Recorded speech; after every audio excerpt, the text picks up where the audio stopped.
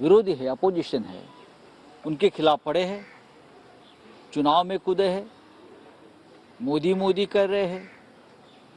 हमारे मुंबई शहर में जो महाराष्ट्र की राजधानी है, सलमान खान तो बड़ा नाम है, सुपरस्टार है, इसलिए आप मुझे सवाल पूछ रहे हैं। लेकिन इस शहर की कानून व्यवस्था पूरी तरह से उद्ध्वस्त हो गई है। यहाँ की महिला है, युवा, सामान्य जनता सब चिंतित है।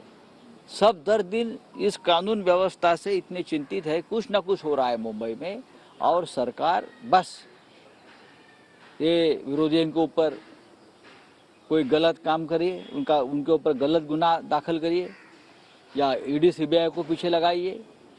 फिर जो लोग पार्टी छोड़कर बीजेपी में जा रहे हैं, गद्दार लोग, पूरा पुलिस फोर्स उनके सिक्योरिटी में है। ये सवाल पुलिस कमिश्नर को पूछना चाहिए मुंबई के, कि आपकी कोई जिम्मेदारी है क्या नहीं। गृह मंत्री राजनीति में बिजी है, लेकिन मुंबई के पुलिस आयुक्त तो राजनीति नहीं कर रहे हैं ना, क्या वो भी राजनीति उसके पीछे पीछे घूमकर कर रहे हैं।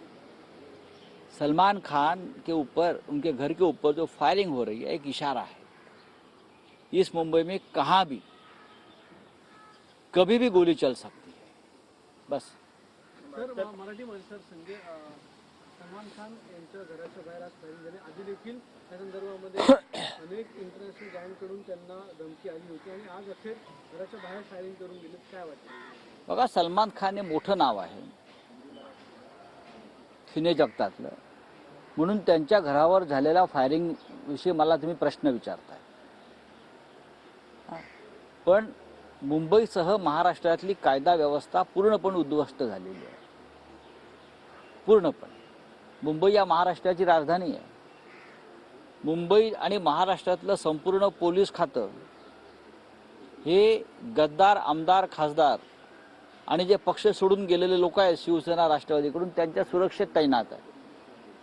म्हणजे गल्लीतला एखादा माणूस पक्ष सोडून जातोय त्या मिंदे गटात किंवा अजित पवारांकडे, त्याला 4-4, 5-5 बंदुका असलेले माणसं आहेत, आम्ही स्वतः पाहिलं। म्हणजे हा कोण आहे? नाही, तो कालच पक्ष सोडून मिंधांकडे गेलाय किंवा अजित पवारांकडे गेलाय, त्याला 4 बंदूकधारी पोलिसांचं संरक्षण। पोलीस खातं अशा पद्धतीनं राबवलं जात आहे। भारतीय जनता पक्षाच्या सगळ्या चिल्लर कार्यकर्त्यांना सुद्धा पोलीस संरक्षण, एकनाथ शिंदेंच्या चिल्लर कार्यकर्त्यांना प्रचंड पोलीस संरक्षण, अजित पवारांच्या कार्यकर्त्यांना पोलीस संरक्षण, सामान्य जनता वाऱ्यावर आहे। सलमान खानच्या संदर्भात झालेली फायरिंग, गोळीबार हा इशारा नाही आहे, तर या बंदुकांच्या गोळ्यांनी भारतीय जनता पक्ष, त्यांचं सरकार यांची पोलखोल केली आहे। गृहमंत्री राजकारणात अडकलेले, देवेंद्र फडणवीस गृहमंत्री आहेत, पण गृहमंत्र्यांचं काम सध्या विरोधकांवर खोटे गुन्हे दाखल करणं, त्यांच्या मागे यंत्रणा लावणं।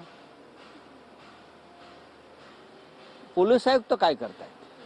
पोलीस आयुक्त तर राजकीय व्यक्ती नाही आहे ना, त्यांचं मुंबईवर लक्ष आहे की नाही, काय ते सुद्धा पालख्या वाहत आहेत भाजपच्या आणि गृहमंत्र्यांच्या आणि सरकारच्या?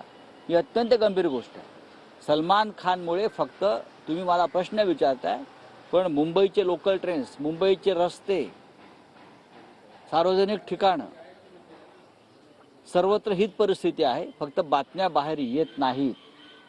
तर आज डॉक्टर बाबासाहेब आंबेडकर यांची जयंती आहे आणि आजच्याच दिवशीचा मुहूर्त साधून भाजपने आज त्यांचा जाहीरनामा प्रकाशित केलेला आहे आणि असं देखील म्हटलं की आम्ही संविधान वाचवण्यासाठी, ज्याने संविधानाची रोज गेल्या 10 वर्षामध्ये रोज संविधानाची हत्या केली, लोकशाहीचा मुर्दा पाडला, डॉक्टर बाबासाहेब आंबेडकरांच्या कार्याची अप्रतिष्ठा केली, त्यांच्या तोंडून संविधान रक्षणाची भाषा म्हणजे ढोंग आहे। त्यांनी आजचा दिवस निवडला असेल